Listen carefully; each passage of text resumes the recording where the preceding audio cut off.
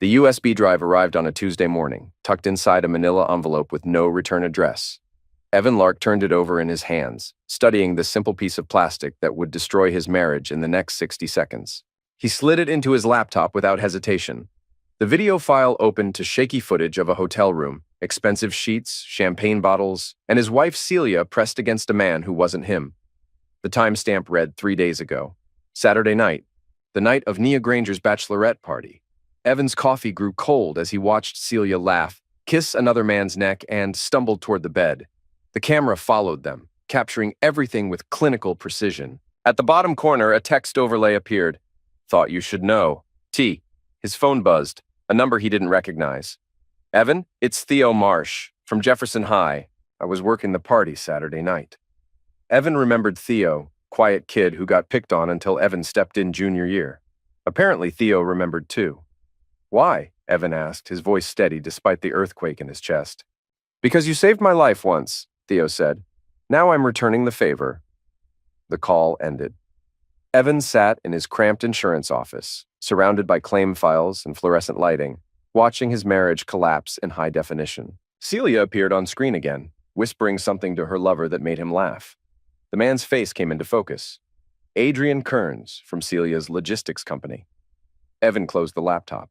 39 years old, and he was learning that everything he'd built was constructed on lies. But instead of rage, something colder settled in his chest, something calculating. He pulled out his phone and called his doctor's office. I need to schedule STD testing for my wife and myself, he said calmly. Today, if possible. Dr. Martinez delivered the results with practiced sympathy. Evan sat across from her desk while Celia shifted uncomfortably in the chair beside him. The good news is everything's treatable, Dr. Martinez explained. But you both tested positive for chlamydia. It's common, and with antibiotics— How? Celia interrupted, her voice pitched higher than usual. We've been monogamous for 8 years. Evan watched his wife's performance with detached interest. The slight tremor in her hands, the way she avoided his eyes. She was good, he'd give her that, but not good enough. Sometimes these things lay dormant, Dr. Martinez said diplomatically. The important thing is treatment. Celia nodded vigorously. Of course. Yes, we'll take care of it right away. They drove home in silence. Celia stared out the passenger window while Evan navigated Richmond's evening traffic. Their house sat in Windsor Farms, a neighborhood that screamed success to anyone driving by. Celia had insisted on it when her HR director's salary made the mortgage possible. Evan, she finally said as they pulled into their driveway, about the test results. These things happen, he replied, killing the engine. Like the doctor said. Relief flooded her face. She reached over and squeezed his hand. I love you, she said. I know, Evan said. That night he waited until Celia fell asleep before moving to his home office. He pulled up their joint bank account, credit card statements, and phone records. Everything he'd ignored for months suddenly made perfect sense. The late nights, the new clothes, the way she'd started working out and buying expensive lingerie he never saw. His phone buzzed. A text from an unknown number. Check her work tablet. She left it charging in the kitchen. Evan crept downstairs. Celia's tablet sat plugged in beside the coffee maker, password protected. He tried their anniversary. Nothing. Her birthday. Nothing. On impulse, he typed Adrian's name. The screen unlocked. WhatsApp was still open to a group chat titled Bad Girls Club. There were 4 members, Celia, Nia Granger, and 2 other women Evan recognized from their social circle. He began scrolling, unsure at first what he'd find, until the messages started painting a version of his wife he didn't recognize. One line caught his eye immediately. Evan's working late again, Celia had written. Perfect timing for Adrian. A devil emoji followed the message. Nia replied quickly. Girl, you're playing with fire. What if he finds out? Please, Celia had written back. Evan's too boring to suspect anything. He thinks I'm some saint who goes to book club twice a week. Evan kept scrolling, his thumb tense against the screen. A few lines down, Nia made her own confession. Speaking of playing with fire, Marcus and I hooked up again. 3 weeks before my wedding, lol. You're terrible, Celia had responded. Poor Declan has no idea what he's marrying. What he doesn't know won't hurt him, Nia said. Besides, once I'm Mrs. Vaughn with his trust fund access, I can do whatever I want. Evan blinked hard. The messages didn't stop. They only got worse. For months, the women had swapped lies, laughed at their partners, and shared details about secret affairs. Celia's messages stood out, too vivid to ignore. Told Evan I'm staying late for a client dinner, she'd written. Meanwhile, Adrian and I are booked at the Jefferson until midnight. Nia had replied, Girl, I swear you're going to end up on one of those true crime podcasts. Only if Evan ever grows a spine, Celia shot back. Which, not likely. His jaw clenched, but his hands moved with purpose. He screenshotted every message. Then came the most recent thread, just 3 days ago, right before the bachelorette party. One last wild night before Nia becomes a boring housewife, Celia had said. I'm bringing my friend Adrian. This party's going to be epic, Nia had replied. What happens in Richmond stays in Richmond. Evan read the words 3 times before slowly setting the tablet back where he'd found it. Upstairs, Celia was fast asleep, one arm stretched lazily across his side of the bed. In the dim light filtering through the curtains, she looked peaceful, beautiful, undeserving. He turned without a word and walked back to his office. At his desk, he opened a new browser window. It was time to learn everything he could about Adrian Kearns. Adrian was easy to research. LinkedIn showed a successful career in logistics, rising through the ranks at Cornerstone Transport Solutions. Married to Rebecca Kearns, a pediatric nurse. 2 kids, ages 8 and 10. The family lived in a modest suburban home in Mechanicsville, about 20 minutes from Richmond.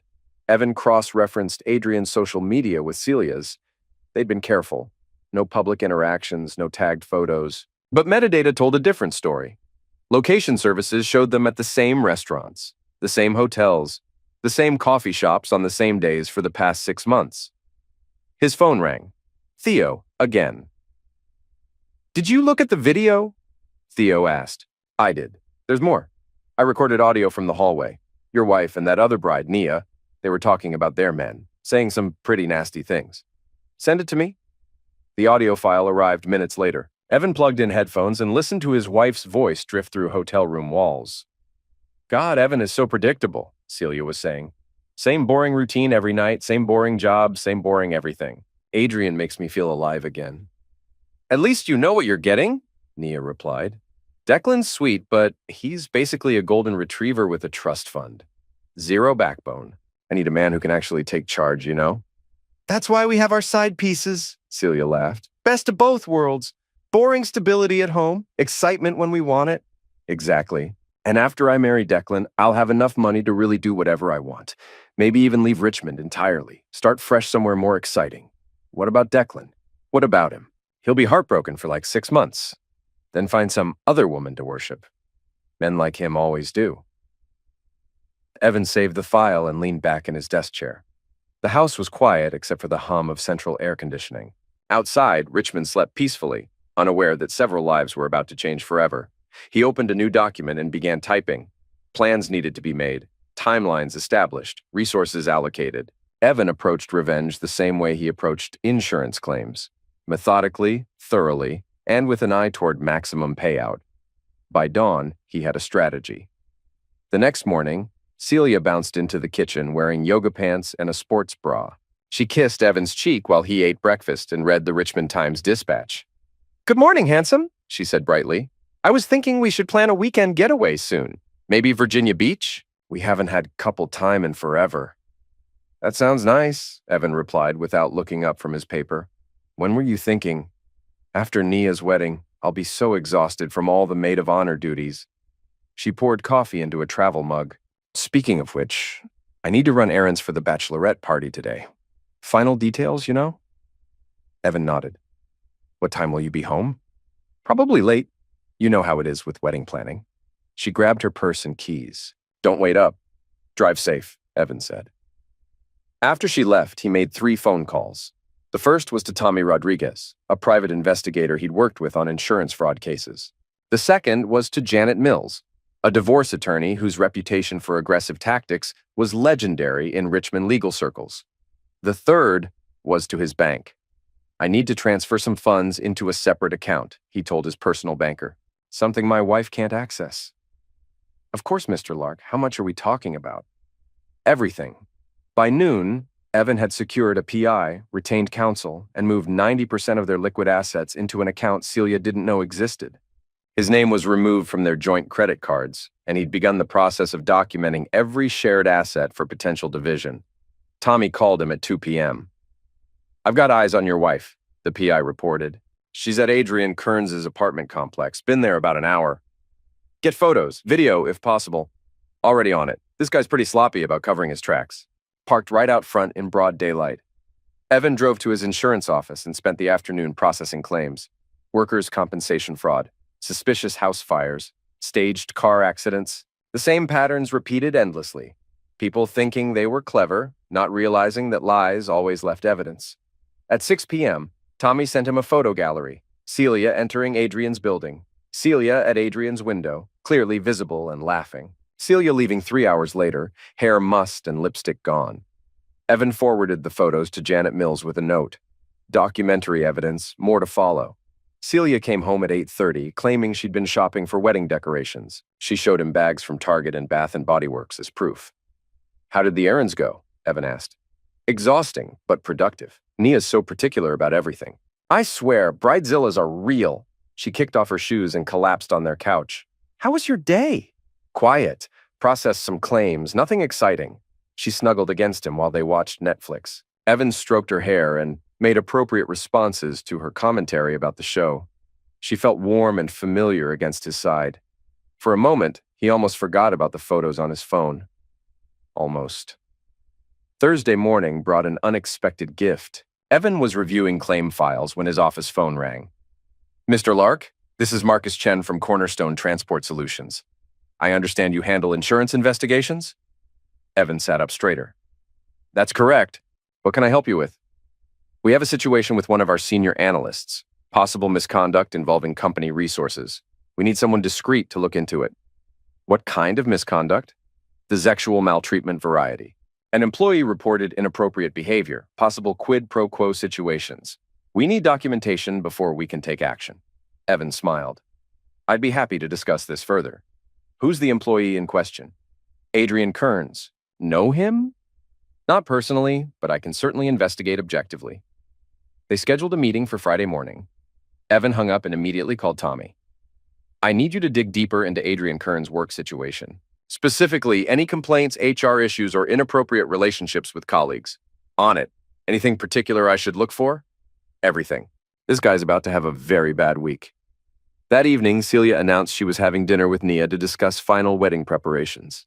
We'll probably be late, she said, applying lipstick in their bedroom mirror. Wedding crisis mode, you know? Of course. Tell Nia I said, congratulations. Will do.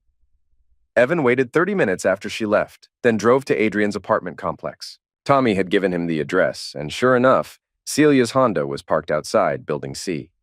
He positioned himself across the street with a clear view of the entrance and settled in to wait. His patience was rewarded at 11:47 p.m. Celia and Adrian emerged together, holding hands and kissing goodbye like teenagers. She stayed pressed against him for a full minute before finally walking to her car. Evan photographed everything. When Celia got home at midnight, she found Evan reading in bed. How was dinner? He asked casually. Stressful. Poor Nia's having second thoughts about the flowers. We had to call 3 different vendors. She disappeared into their bathroom and emerged in pajamas, face washed clean of makeup. I'm exhausted. Sweet dreams, Evan said. She curled up beside him with a contented sigh. Love you. Love you too. Friday's meeting with Cornerstone Transport went better than Evan had hoped. Marcus Chen, the HR director, was desperate for help. Adrian's been with us for 5 years, Chen explained. Good employee, solid performance reviews. But 3 weeks ago, we received a complaint from one of our female coordinators. She claims Adrian offered her a promotion in exchange for sexual favors. Did she file a formal complaint? She was afraid to initially, but yesterday another woman came forward with similar allegations. We need to know if there's a pattern of behavior we've missed. Evan took detailed notes. I'll need access to personnel files, security footage, and the ability to interview employees confidentially. Done. When can you start? Immediately. Evan spent the afternoon at Cornerstone's offices, reviewing Adrian's employment history and interviewing colleagues. The picture that emerged was of a man who'd grown increasingly bold over the past year. Inappropriate comments, unwanted touches, pressure applied to female subordinates who needed favorable performance reviews. One woman, Sarah Kim, was particularly forthcoming. Adrian started getting weird about 6 months ago, she told Evan during a private interview. More aggressive, more entitled, like he thought he was untouchable or something. Did anything specific trigger the change in behavior? He started talking about this affair he was having. Some married woman who made him feel like a king, he said. Really boosted his ego, I guess. Evan nodded sympathetically. Did he mention this woman's name? Celia something. He showed me her picture once. Pretty blonde, looked like she had money. He was obsessed with her. Thank you, Sarah. This is very helpful. By 5 p.m., Evan had compiled a comprehensive report documenting Adrian's misconduct. He'd also installed a small recording device in Adrian's office, completely illegal but necessary for what came next. Celia was already home when he arrived, cooking dinner and humming cheerfully. Perfect timing, she said, kissing his cheek. I made your favorite. Chicken parmesan with pasta. She only cooked his favorite meal when she felt guilty about something. Smells amazing. What's the occasion? No occasion. Can't a wife make dinner for her husband? She poured him wine and sat across from him at their dining room table.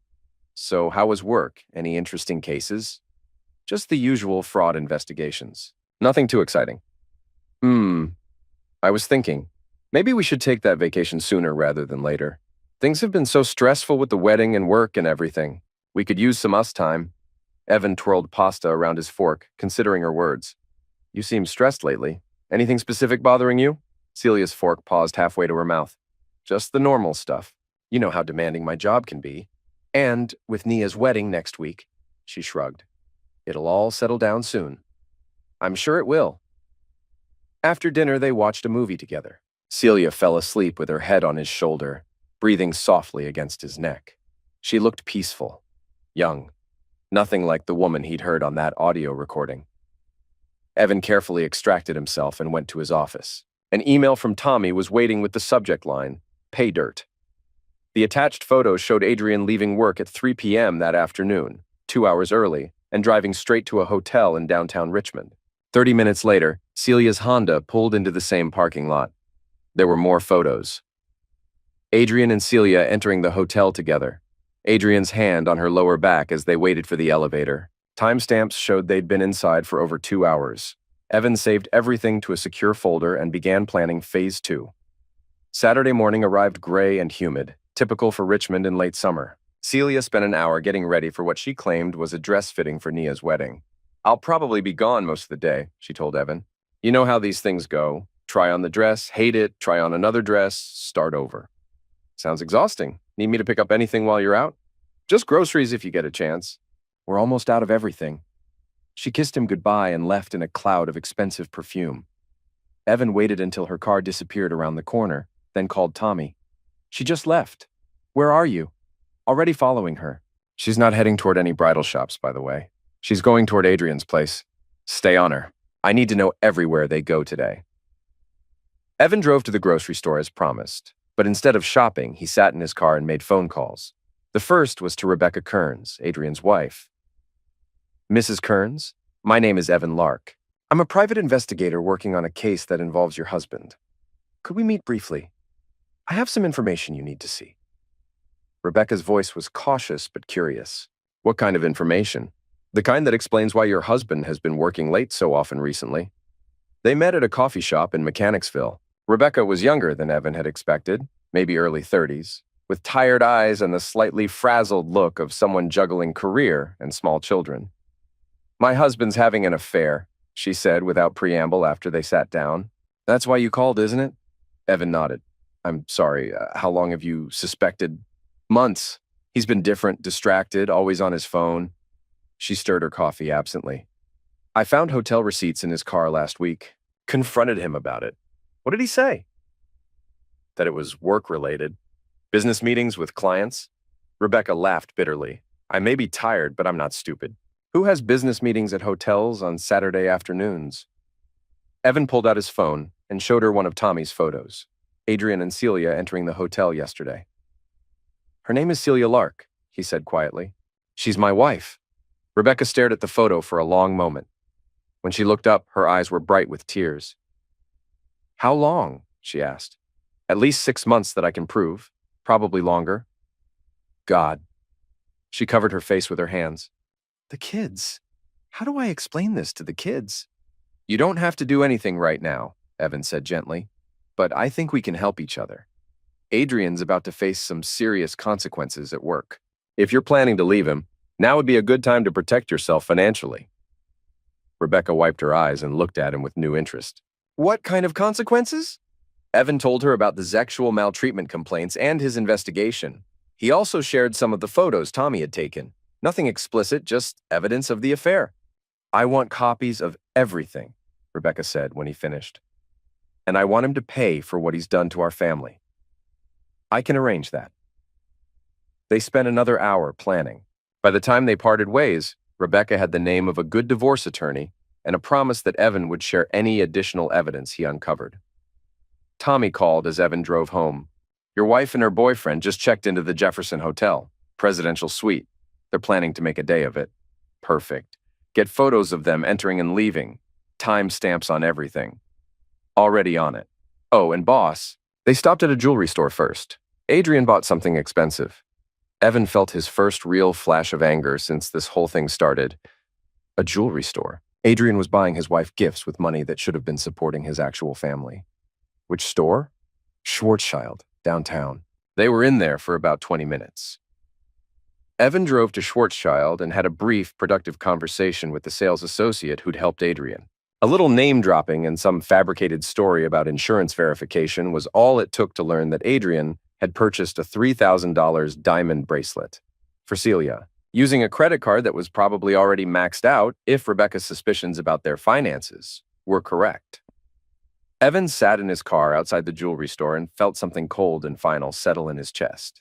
This wasn't just an affair anymore.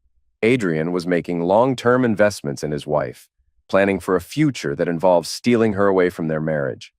Time to accelerate the timeline. He called Janet Mills, his divorce attorney. "I need to move faster than we discussed," he told her. "File the papers on Monday.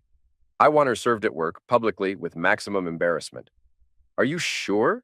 We discussed the advantages of waiting to build a stronger case."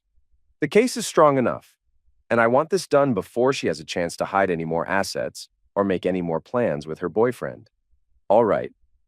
I'll have the papers ready." "What about spousal support?"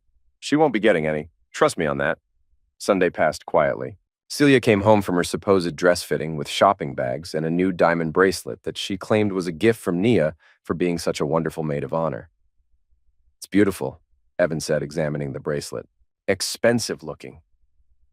"Nia's family has money," Celia replied easily. "She wanted to get something special for all her bridesmaids." "That's very generous." They spent the evening watching Netflix and discussing mundane domestic issues. What to do about the leak in their guest bathroom, whether they should refinance their mortgage, plans for Thanksgiving with Celia's parents. Normal married couple conversations, except that Evan knew exactly how much the bracelet cost and who had really bought it. He also knew that by this time next week, they'd both be living somewhere else. Monday morning, Celia left for work in high spirits. "Big week ahead," she said, adjusting her lipstick in the hallway mirror. "Nia's wedding is Saturday, and I have that presentation to the board on Thursday. After this week, life should calm down considerably." "I'm sure it will," Evan agreed. At 10 a.m., a process server walked into Cornerstone Transport Solutions and asked for Celia Lark at the front desk. Evan knew this because he'd asked Tommy to be there with a camera. The photos arrived 20 minutes later. Celia's face frozen in shock as she read the divorce papers, her colleagues staring. The whispered conversations that followed as she hurried back to her office. Tommy's report came an hour later. She called Adrian immediately. "They're meeting for lunch to discuss the situation. Want me to record the conversation?" "Absolutely." At noon, Tommy positioned himself at a table near Adrian and Celia at a small Italian restaurant downtown. The recording device he'd planted in Adrian's jacket pocket the previous week, another completely illegal but necessary tool, captured everything. "This is a disaster," Celia was saying. "He knows everything. The divorce papers mention infidelity specifically." "How much does he actually know?" Adrian asked. "I don't know. But he's been so calm about everything, too calm. That's not like him. Maybe he's just processing it. Shocked, you know? Some guys shut down when they get emotional." "You don't understand," Celia said. "Evan doesn't get emotional. He gets strategic. If he filed for divorce, it means he has a plan. So what do we do?" "I don't know. My lawyer says I should try to reconcile or at least delay the proceedings. Buy time to figure out what he has on us." "F that. Maybe this is good news. Now we don't have to sneak around anymore. We can be together for real." There was a long pause. Then Celia's voice quieter. Adrian, I need to ask you something. Are you serious about us? About a future together? Of course I am. Why would you even ask that? Because you're still married too. And if we're both getting divorced, we need to know what we're dealing with financially. How much debt you have, what kind of assets. Don't worry about money. I've been putting things in place. Rebecca doesn't know about half my accounts. Another pause. Then Celia again. What accounts? Offshore stuff, cryptocurrency, cash positions she can't touch. I've been planning this for months, babe. When the time comes, we'll have options. Evan listened to the recording 3 times, taking notes. Adrian was hiding assets from his wife, possibly illegal, definitely useful for Rebecca's divorce case. More importantly, he was lying to Celia about his financial situation. According to Rebecca, Adrian was drowning in debt and had been borrowing against their house to fund his affair. Time for phase 3. Evan called Marcus Chen at Cornerstone Transport. I have my preliminary report ready on the Adrian Kearns investigation, he said. Could we meet this afternoon? There are some urgent findings you need to see. How urgent? Fire him immediately urgent. They met at 3 p.m. Evan presented a comprehensive file documenting Adrian's sexual maltreatment of multiple female employees, his use of company resources for personal activities, and his inappropriate relationship with a colleague in the HR department of another company, namely Celia. Jesus Christ, Marcus said, flipping through photos of Adrian and Celia together. She works in HR, director level, at Morrison Logistics. This is a liability nightmare. If word gets out that one of our senior analysts has been sexually maltreating employees and conducting an affair with an HR executive from another company. He shook his head. We could lose major contracts. I'd recommend immediate termination and a comprehensive review of his access to company systems and information. Done. Can you document everything for our legal team? Already prepared. Evan handed over a thick folder. This should cover any wrongful termination claims he might try to make. Adrian was fired at 4:30 p.m. Security escorted him from the building after confiscating his laptop, phone, and access cards. Evan knew this because he'd asked Tommy to watch from the parking lot. The photos of Adrian carrying a cardboard box to his car, looking stunned and angry, were deeply satisfying. At 5:15, Celia called Evan. Honey, I need to tell you something, she said, her voice shaky. Adrian got fired today. From his job. That's terrible. What happened? I don't know all the details. Some kind of HR investigation. They're saying he maltreated female employees. Wow, that's serious. It is. And with everything that's happening with us. She paused. Evan, can we talk tonight? Really talk? I think we need to discuss our marriage honestly. Of course. I'll pick up dinner on the way home. Thank you. I love you. I love you too. Evan hung up and smiled. Celia was finally ready to be honest. Unfortunately for her, it was far too late for honesty to matter. That evening, Celia paced the living room while Evan sat at the kitchen table, quietly eating Chinese takeout. She had changed into jeans and an old sweater, her comfort clothes, and kept running her fingers through her hair in nervous loops. I need to tell you something, she said for the 3rd time in 10 minutes. Evan didn't look up from his food. I'm listening. It's about Adrian, about us. She stopped pacing and met his eyes. We've been having an affair for months. I'm sorry, Evan. I'm so sorry. Evan calmly set his chopsticks on the edge of the carton and turned his full attention toward her. How long? 6 months, maybe 7, she admitted, tears beginning to spill down her cheeks.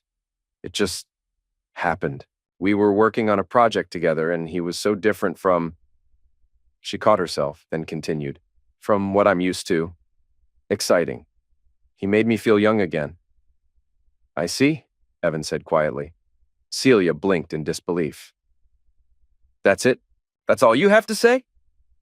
Rising from the table, Evan walked into the living room. Celia followed behind him, arms wrapped tightly around her torso like she was trying to keep herself from falling apart. What do you want me to say? He asked without turning around. I don't know, she said. Scream at me? Get angry, something. She wiped her nose on the sleeve of her sweater and sank onto the couch. You're being so calm about this. Evan faced her, voice level. Would screaming change anything? No, she admitted with a shaky breath. But she let the sentence hang in the air before continuing. Evan, I want to make this work. The affair is over. Adrian's life is falling apart, and I don't want mine to fall apart too. We can go to counseling. We can figure this out. He took a seat in his reading chair across from her, his face unreadable. Is the affair really over? Yes, Celia said quickly. Completely. When was the last time you saw Adrian? Evan asked, tone calm but firm. She hesitated, just long enough to confirm what he already suspected. Last week. We were ending things. Which day last week? He pressed. Celia shifted uncomfortably. Why does it matter? Because I'm trying to understand the timeline, Evan replied. When exactly did you decide to end things with Adrian? There was a pause before she said, when I realized what it was doing to our marriage, when I understood that I was about to lose something real for something temporary. Evan nodded thoughtfully. That's interesting, because according to my private investigator, you were at the Jefferson Hotel with Adrian yesterday afternoon. Presidential suite. You also had lunch with him today after he got fired, where you discussed strategy for dealing with our divorce. The color drained from Celia's face. You've been having me followed? I've been documenting evidence for divorce proceedings. Yes. Evan? She started to stand up, then sat back down. How much do you know? Everything. The bachelorette party video, the STD you gave me, the WhatsApp messages where you and Nia mock your husbands, your workplace affair, Adrian buying you jewelry with money he stole from his family. Should I continue? Celia stared at him in horror. What video? Evan pulled out his laptop and played the footage from the hotel room. Celia watched herself kissing Adrian, laughing, falling into bed with him. When it ended, she looked like she might vomit. Who took this? Someone who thought I deserved to know the truth. Evan, please, let me explain. There's nothing to explain. You made choices. Now you live with the consequences.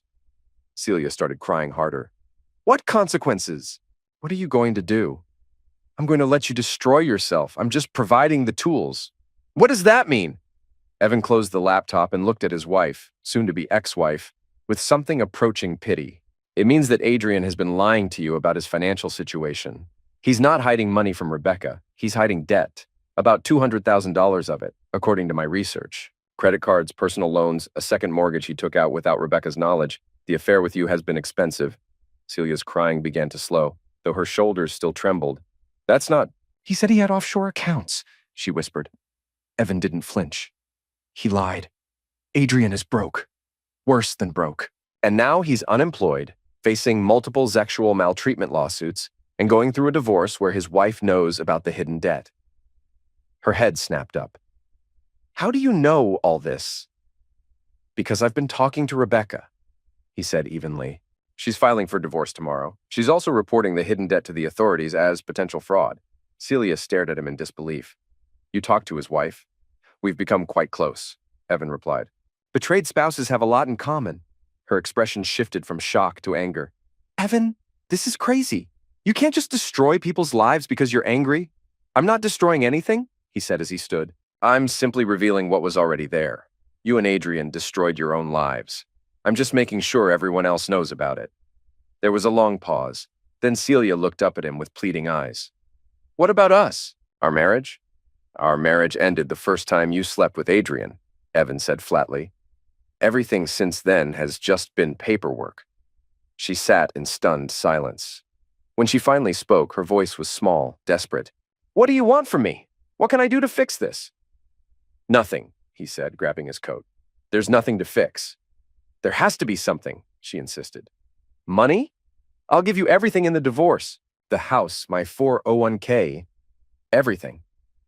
Evan looked at her for a long moment, then said, I already have everything. Moved it to accounts you can't access. Her eyes widened in alarm. You can't do that. That's illegal. Actually, it's not, he replied coolly. I moved my assets to protect them from fraudulent claims, all perfectly legal. But the house, she started, is in my name only, Evan cut in. You signed a quit-claim deed 2 years ago when we refinanced, remember? You said it would be easier for tax purposes. Celia's face went white. You planned this, all of it. No, he said as he picked up his keys from the coffee table. I planned for this. There's a difference. He walked to the door without looking back. I'm going to a hotel tonight. You can stay here until the divorce is final. After that, you'll need to find somewhere else to live. Her voice cracked as she asked, Where am I supposed to go? Evan didn't pause. That's not my problem anymore. Evan walked toward the door, then paused. Oh, and Celia? You might want to get tested again. Adrian's been sleeping with other women besides you. Rebecca found evidence of at least 3 affairs. He left his wife sobbing on their couch and drove to a Hampton Inn near the airport. The room was small and generic, but it was his. For the first time in months, Evan slept peacefully. Tuesday morning brought unexpected entertainment. Evan was halfway through his omelet at the hotel restaurant when his phone buzzed. The message came from an unknown number. "This is Nia Granger. We need to talk about the wedding." He stared at the screen for a moment before replying. "I'm not sure we have anything to discuss." Her answer came quickly. "I know you have something on me from the bachelorette party. I'll pay you to keep quiet." Interesting. Nia was panicking. Evan typed back a short response. "Meet me at Pearlie's Deli on Boulevard at noon." He spent the morning at his office, catching up on actual insurance work. Around 11, Tommy called with an update. "Adrian's having a bad day," the PI reported. "Rebecca changed the locks on his house. His credit cards are all frozen, and word's getting around about why he got fired." "Any word on where he's staying?" Evan asked, leaning back in his chair. "Cheap motel on Broad Street. One of those places that rents by the week. Oh, and his car got repossessed this morning." Evan allowed himself a grim smile. "Perfect. Keep an eye on him. I want to know if he tries to contact Celia." "Copy that," Tommy said before hanging up. Nia was already waiting when Evan arrived at Pearlie's Deli. She looked nervous, constantly glancing at her phone and scanning the restaurant like she expected paparazzi to burst through the door. "Thank you for meeting me," she said as he slid into the booth across from her. Evan folded his hands on the table. "What can I do for you?" "I know you have video from the bachelorette party," Nia said, lowering her voice. "I know it shows me with Marcus. I'll give you $10,000 to delete it." He raised an eyebrow. "Why would I want to delete it?" "Because you're angry at Celia, not me." Her voice was tight. "This doesn't have to affect my wedding." Evan studied her. She was beautiful in a polished, artificial way, impeccable makeup, designer clothes that screamed wealth, and jewelry that probably cost more than his car. Everything about her was curated for status. "When's the wedding again?" he asked casually. "This Saturday," she replied. "Declan's family is flying in from all over. We have 200 guests. The venue alone cost 40 grand. That's a lot of money," he noted. "It is," she agreed quickly. "And if you release that video—" She didn't finish the sentence. Evan tilted his head. "What exactly did you do at the party that you're so worried about?" Nia fidgeted in her seat. "I made some mistakes, poor choices, but they don't reflect who I really am." "What kind of mistakes?" he asked, pressing. "I was with Marcus. My ex-boyfriend." Her voice dropped to a whisper. We hooked up." Evan raised an eyebrow but said nothing, letting her continue. "It was stupid," Nia said. "I was drunk, scared about the wedding, and he was there." "Just hooking up?" he asked pointedly. "We had sex," she admitted, her voice barely audible now. "In one of the hotel rooms. It meant nothing, just cold feet." Evan nodded slowly. "And now you're worried Declan will find out." Nia's eyes filled with tears. "He would die. Absolutely die. Declan's never even been with another woman. He thinks I'm this perfect person who's never made a mistake." She dabbed at her eyes with a napkin. "He's a good man. He doesn't deserve to be hurt like this." "You're right," Evan said. "He doesn't." "So?" She looked at him hopefully. "You'll delete the video?" "I'll think about it," Evan replied calmly. Her tone immediately sharpened. "What does that mean?" Instead of answering, Evan reached into his jacket and pulled out his phone. He tapped the screen and showed her a photo, not from the bachelorette party, but from Tommy's surveillance last week. "This was taken 5 days ago," he said. "You were at the Omni Hotel with Marcus for 3 hours." Nia stared at the screen, stunned. Why were you following me?" "I wasn't following you specifically," Evan said coolly. "I was investigating the web of affairs connected to my wife. You just happened to be one of the threads." "This is insane," she muttered. "You can't just spy on people." "I can investigate insurance fraud," he replied, unbothered, "which led to workplace misconduct, which led to infidelity, all perfectly legal." Nia looked down at the table. When she finally spoke again, her voice was hollow. "What do you want?" Evan didn't hesitate. "I want you to be honest. How long have you been cheating on Declan?" "Since we got engaged." 8 months. She covered her face with her hands. "Marcus and I have history. We dated for 2 years before I met Declan. When I got engaged, Marcus came back into my life. and I couldn't stay away from him. Why are you marrying Declan if you're in love with Marcus? Because Marcus doesn't have any money. The words burst out of her, loud enough to make other diners look over. She lowered her voice again. Marcus is a bartender. He lives in a studio apartment and drives a car that's older than I am. Declan has a trust fund. His family owns half of Henrico County. So, this is about money. It's about security. About having the life I want. Nia looked directly at him. You think that makes me a terrible person? I think it makes you honest. Finally. Will you delete the video? Evan considered her question. Nia was right. His fight wasn't with her. But she was also Celia's best friend and accomplice. More importantly, she was about to destroy a good man's life for money. No, he said finally. But I'll make you a deal. What kind of deal? Call off the wedding yourself. Tell Declan the truth about Marcus. Do it before Saturday and I'll keep the video private. Are you insane? I can't do that. Then I'll do it for you. Saturday morning, 1 hour before the ceremony, I'll hand Declan a USB drive with everything on it. Video, photos, timestamps. Let him decide whether he wants to go through with the wedding. Nia stared at him in shock. You would really do that? Destroy my wedding in front of 200 people? I'd be saving Declan from marrying someone who doesn't love him. Seems like a public service. This is blackmail. No, this is a choice. You can tell him the truth privately and try to work things out, or you can let him find out publicly and face the consequences. Nia was crying openly now, not caring about her makeup. He'll never forgive me. Maybe not, but he deserves the chance to make that decision. And if I don't tell him, then Saturday's going to be a very memorable day for everyone involved. Evan left her at the table and drove back to his hotel. He had calls to make and plans to finalize. The wedding was 4 days away, and he wanted to be ready for either outcome. Wednesday brought news from multiple fronts. The first call came early, from Rebecca Kearns. Adrian showed up at my work yesterday, she said without preamble. Security had to escort him out. He was screaming about how you'd ruined his life. Evan's tone sharpened. Are you safe? I think so, she replied.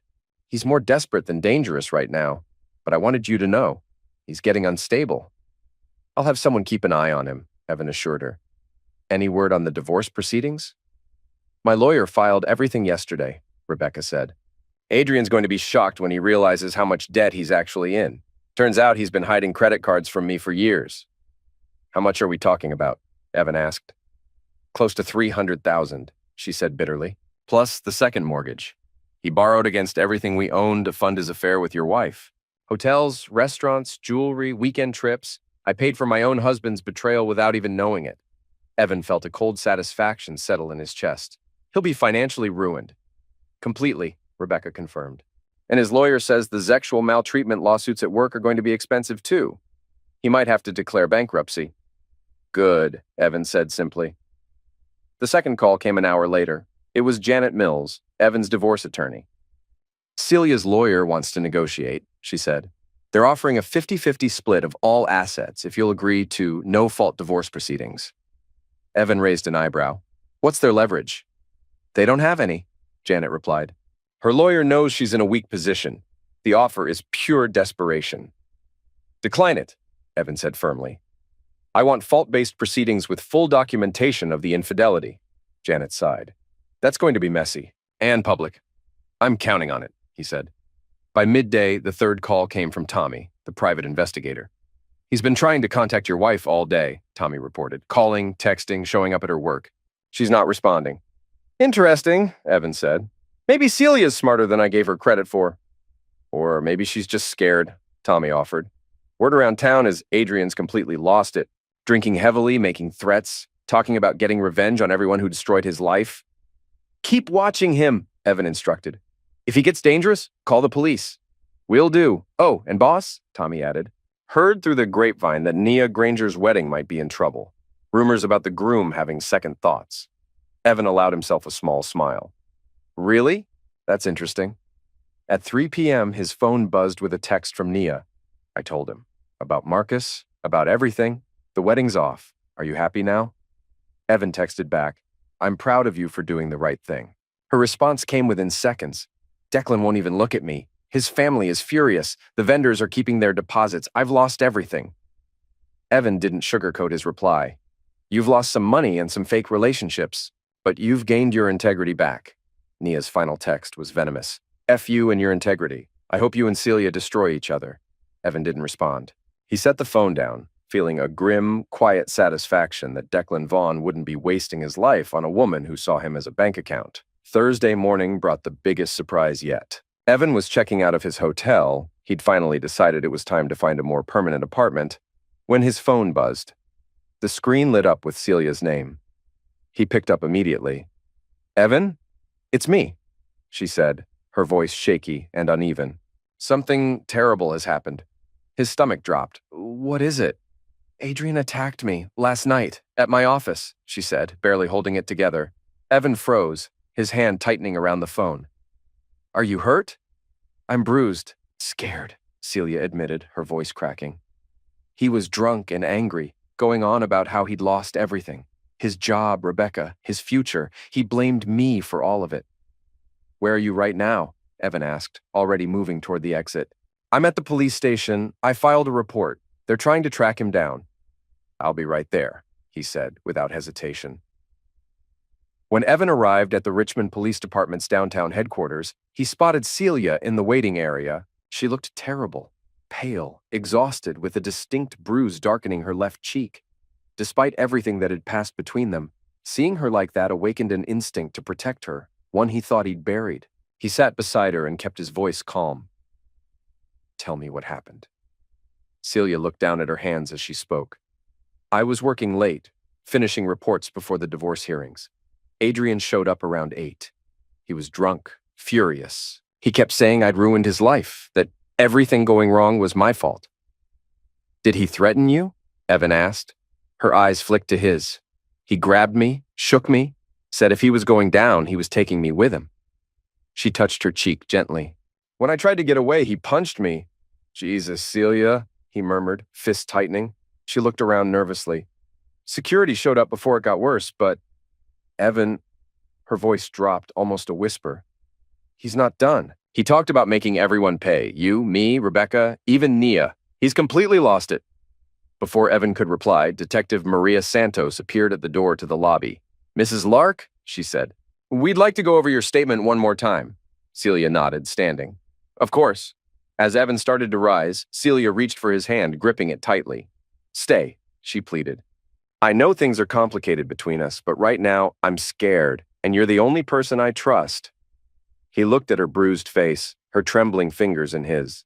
Some part of him still cared, maybe always would. Okay, he said softly. I'll stay.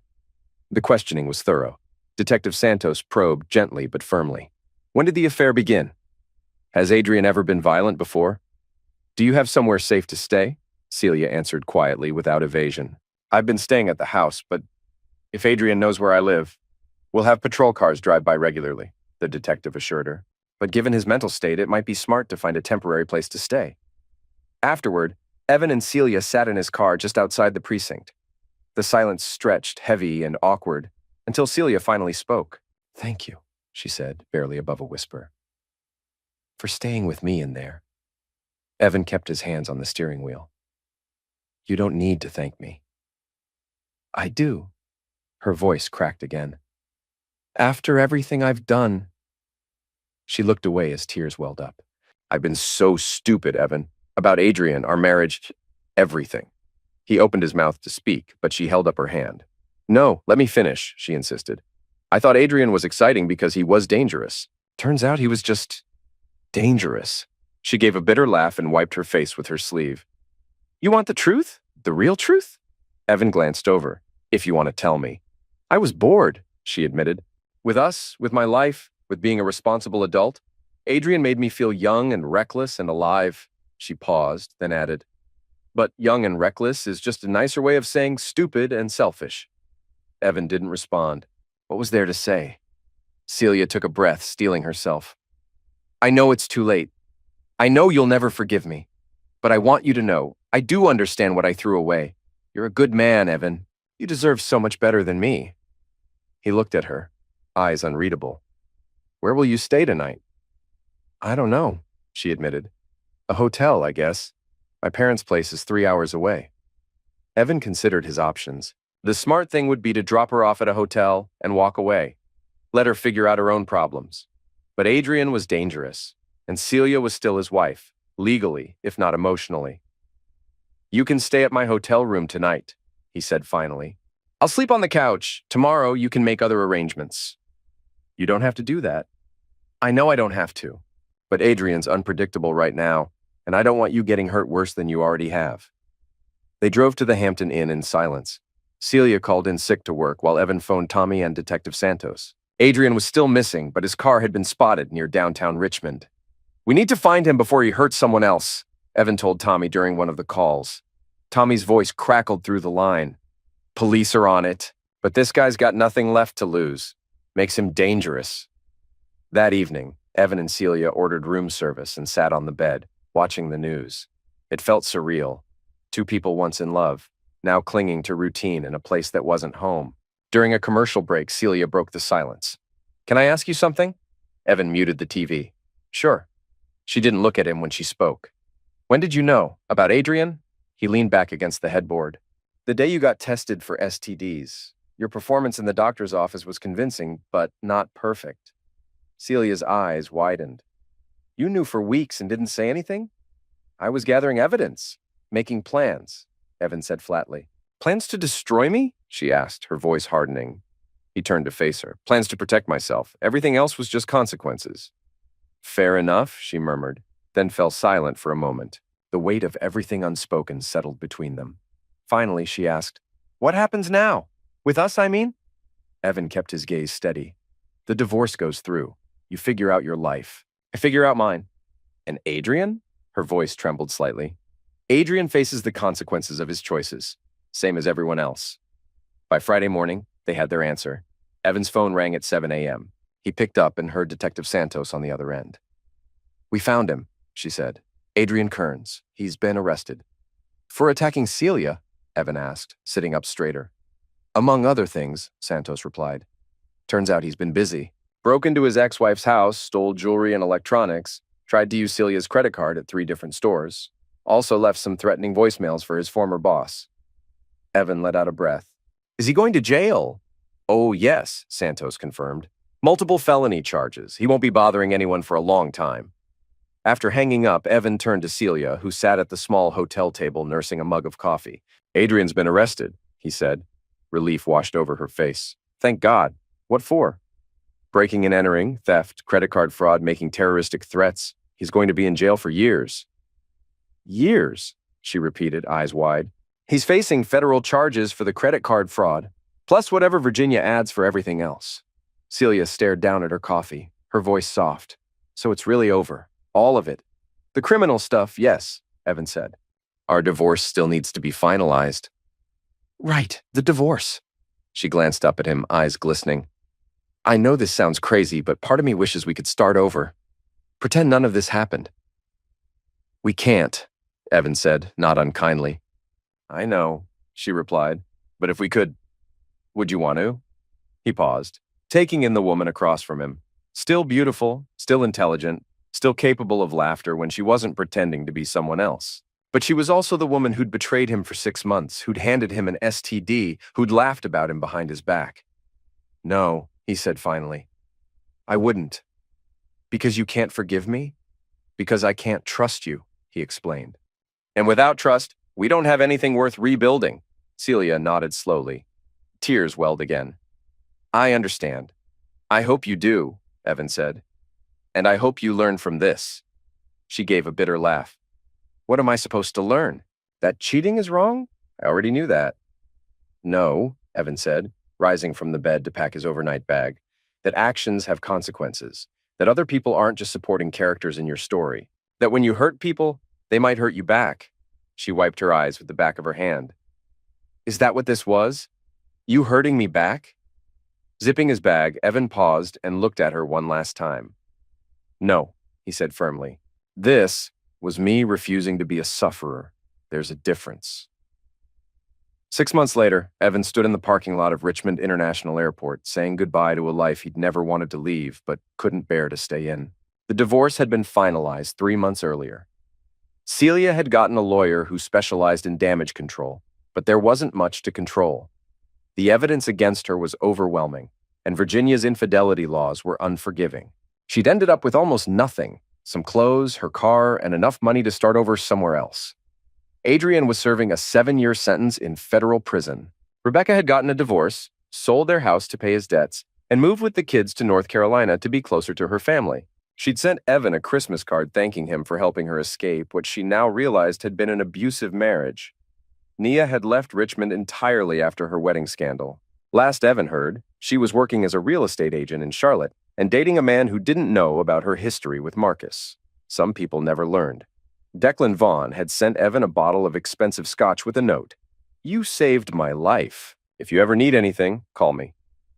He was apparently dating a nurse from VCU Medical Center who shared his interests in hiking and volunteer work. Real interests, not the fake ones Nia had performed for his benefit. Flight 447 to Denver is now boarding all passengers.